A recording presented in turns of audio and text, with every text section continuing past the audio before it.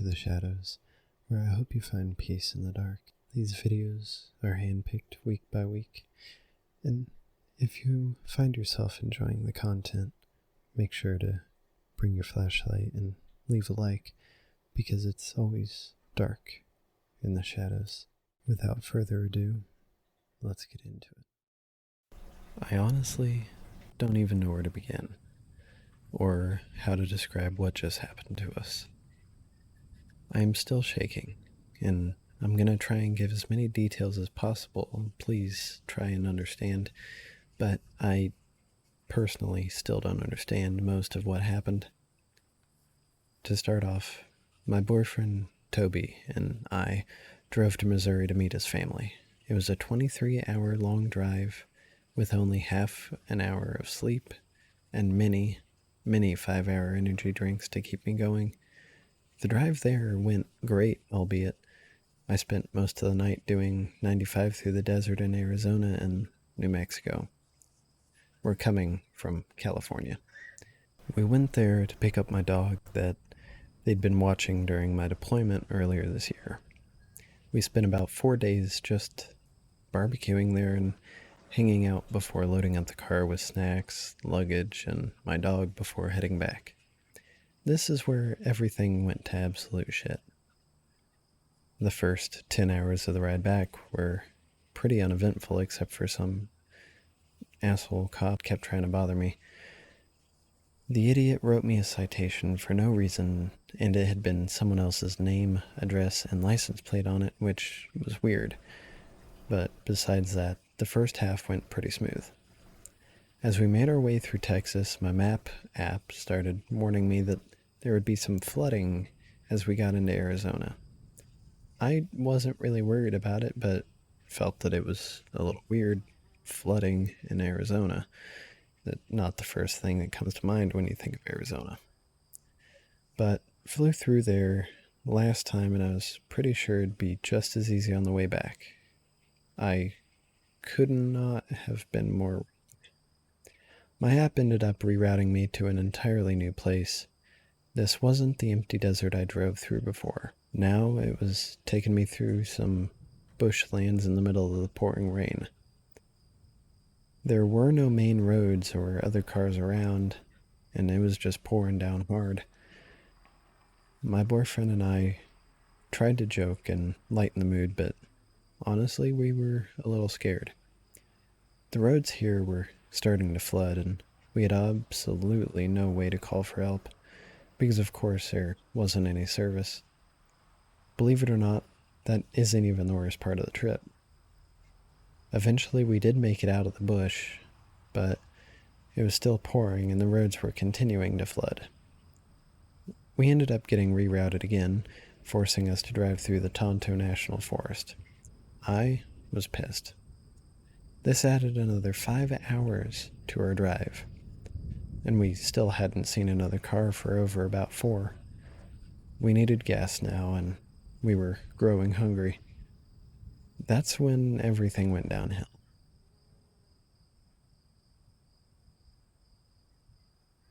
We were driving through the forest on an unpaved road. Thick tree line on both sides that looked like small teepees made out of tree branches. It looked like someone tried to camouflage them using mud and leaves stuck to the tops. We didn't think much of it until we saw a human leg tied to a tree. Now, I know what you're thinking.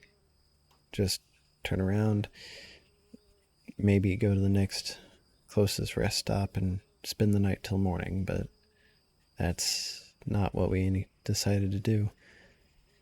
Covered in blood and tied to a tree facing the road, I slowed down at first, thinking I was just seeing things, but my boyfriend just started screaming at me to go, hit the gas, and don't look back. At this point, it's 6 p.m., it's cloudy, and it's just starting to get dark. Kept driving in silence for about 10 minutes until I asked him what he saw, just to be sure I wasn't seeing things. A human leg. We did try to rationalize it, but it was definitely human, not an animal part. And I don't know of any animals that can tie knots like that. Whoever put that leg there have had to have been human themselves. My boyfriend was sure it was some sort of warning and begged me to stop until we were out of Arizona, but we were completely out of gas, or, well, getting close, and still, the only ones we ever saw on the road throughout this last venture. I kept driving for about another 15 minutes before the car shut off. We had a gas can in the back with about 2 gallons left in it. We had no idea how long it would take to get out of the forest, but it was all we had and we had to give it a shot. I decided to stop on our route and look for a gas station, but there was still no service, so I couldn't pull up the location on the map. Now we had no idea where we were, because I couldn't get anything to load, not even our previous route. Toby decided to get out, grab the gas can, while I waited in the driver's seat. It's still raining, and it's getting darker by the minute, so I can barely see him when he goes to open the trunk. All I heard was him yell. I rushed out to see our dog Hershey taken off into the woods and Toby chasing him. That idiot had let the dog run right out of the car. After 5 minutes of waiting for them to come back, I did start to get worried. I ended up getting the flashlight out of the trunk and going after them, leaving the car locked, just in case someone else did end up coming by. The forest floor wasn't doing a very good job of absorbing the rain, so it wasn't long before my socks and sneakers were completely drenched. I called out for him and our dog for what felt like forever when I felt a hand clamped on my shoulder. I spun around to see Toby looking incredibly pissed off, holding up our soaking wet pup by his collar. We walked back to the car, listening to the wet ground squelching beneath our feet and shivering. It was a little cold. We were so preoccupied trying to dry off and put the gas in the car that we didn't even notice the group of people appear from between the trees behind us. On both sides of the road, hidden behind trees, there were about 20 figures in burgundy color robes.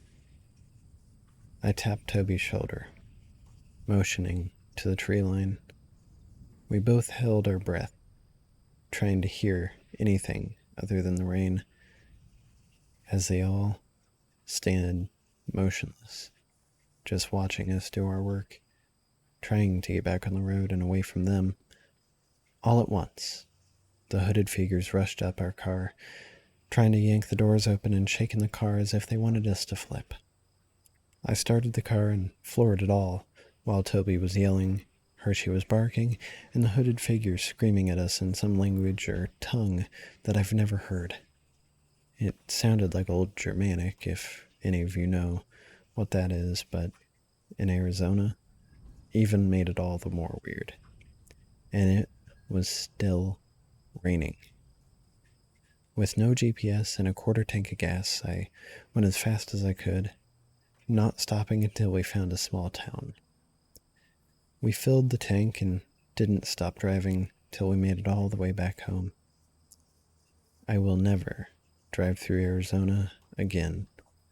I have no idea what that was, who they were, or what they wanted. If Toby wasn't there to see it, I wouldn't have even believed my own eyes.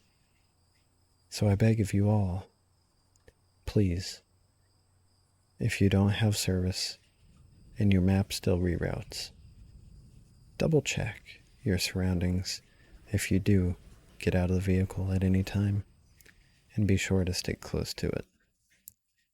For what lays in the dark, or who lays in the dark, may not always have the best intentions.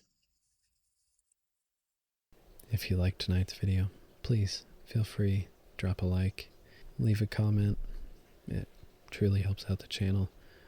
It helps others get lost in the shadows as well, just as you have.